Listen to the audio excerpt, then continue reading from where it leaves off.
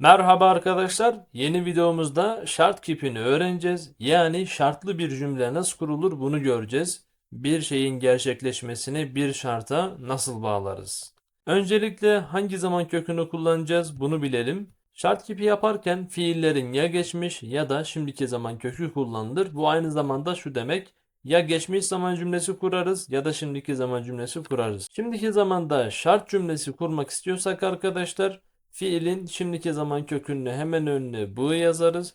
O fiil kökünün sonuna da öznenin şahıs eklerini yazarız.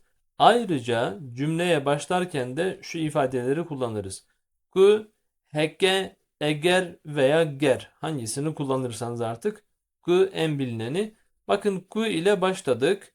Özne, şartını yapacağımız fiilin önüne b, o fiilin şimdiki zaman kökü ve öznenin şahıs eki. Tek tek bakalım.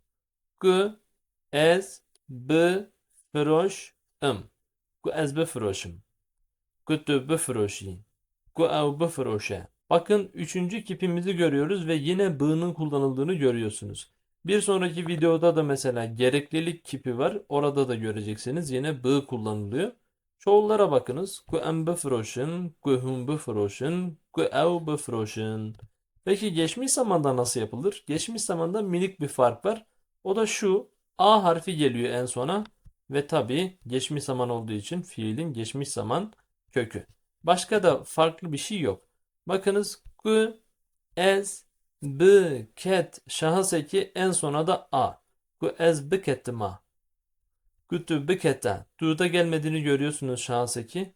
Üçüncü tekilde zaten şahıs eki gelmiyor. Ku ev biketa. Ku ev biketa. Ku ez biketima. Kutu biketa. Ku ev biketa. Çoğullara bakınız, hepsinde şahıs eki geliyor ve yine en sonunda a harfi var. Ku em biketina, ku hum biketina, ku ev biketina. Tabii bunlar yarım cümle aslına bakarsanız. Ben düşseydim.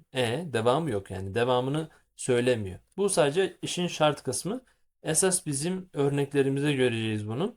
Şimdi geçmiş zamanı da anladığınızı düşünüyorum. Ku, özne, b eki, fiilin geçmiş zaman kökü, öznenin şahıs eki, en sona da a harfi arkadaşlar.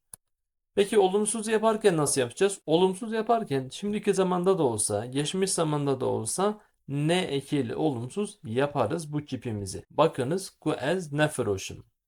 Kutu nefroşi. Ku ev nefroşe. Bu şimdiki zaman.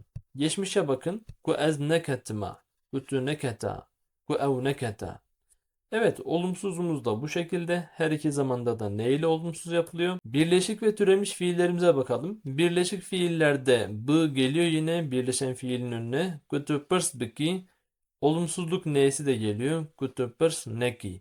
Fakat türemişe geldiğimizde b'nın kullanılmadığını görüyoruz. Kuhun deri vekin.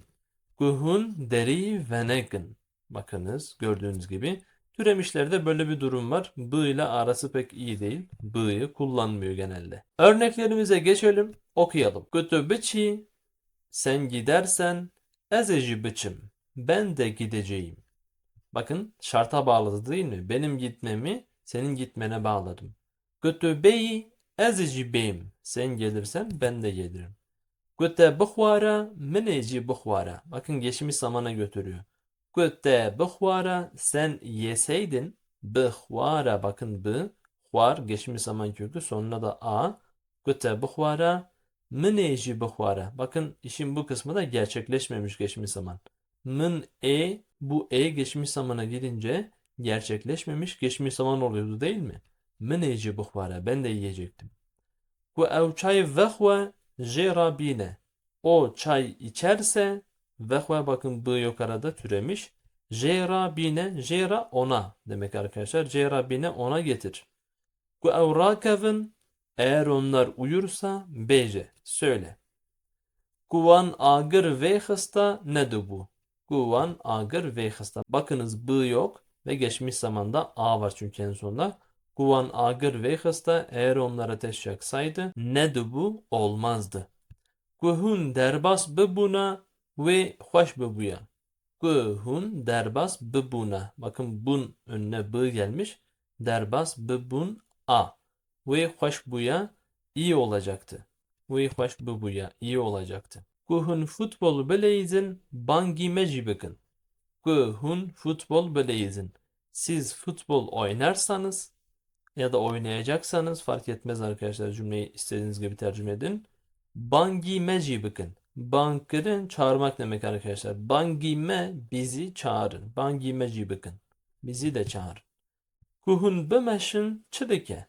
Siz yürüseniz ne olur? Ya da ne olur ki? Kuhun bemeşin. Değil mi? Çıdıke. Ku evrunin nabe. Ku evrunin nabe. Burada da türemiş bir fiil. O yüzden bu yok arkadaşlar. Brunin ya da rubenin gibi bir şey yok. Ku evrunin nabe türemiş. Onlar oturursa olmaz. Örneklerimizi de okuduk. Bir de olumsuzlarını görelim. Olumsuzlarda da arkadaşlar cümleyi nasıl kurmak istiyorsanız olumsuzunu oraya koyarsanız. Mesela ben sen gitmezsen ben de gitmem şeklinde cümle kurmak istiyorum. O yüzden hem burayı hem de işin şart kısmını olumsuz yaparım. Kutuneçi ezecineçim. Sen gitmezsen ben de gitmem. Ya da kutuneçi sen gitmezsen eze biçim. Ben giderim. Böyle de kurabilirim cümlemi. Kutuneyi sen gelmezsen ben de gelmeyeceğim. Kute nehvara meneci nehvara. Geçmiş zamana gitti bakın. Sen yemeseydin ben de yemeyecek. Ku evçay ve nehve jera neyine. Bu ra ve ne arkadaşlar arasında bir boşluk olacaktı. Jera neyine. Orada bir boşluk olacak. Ku evrane kevin beje. Eğer onlar uyumazsa söyle. Kuvan agır ve ne hısta ne de bu. Ve ne hısta araya geldi. Kuhun derbas ne buna ve hoş bubuya. Geçmeseydiniz iyi olurdu. Kuhun futbol ne leyizin bangime jinekin. Siz futbol oynamazsanız bizi de çağırmayın. Kuhun ne meşin ki. Siz yürümeseniz ne olur ki? Kuvrunenin nabe. Onlar yürümezse olmaz. Arkadaşlar umarım anlaşılmıştır. Olabildiğince basit bir şekilde formülleri verdim. Örnekler üzerinden de işledik tane tane. Umarım anlaşılıyordur. Umarım beğeniyorsunuzdur. Like atmayı unutmayınız. Sevdiğiniz arkadaşlarınızla paylaşın. Ve tabii ki bildirimleri de açın ki yeni gelen videolardan haberiniz olsun. Spasdarım den baş.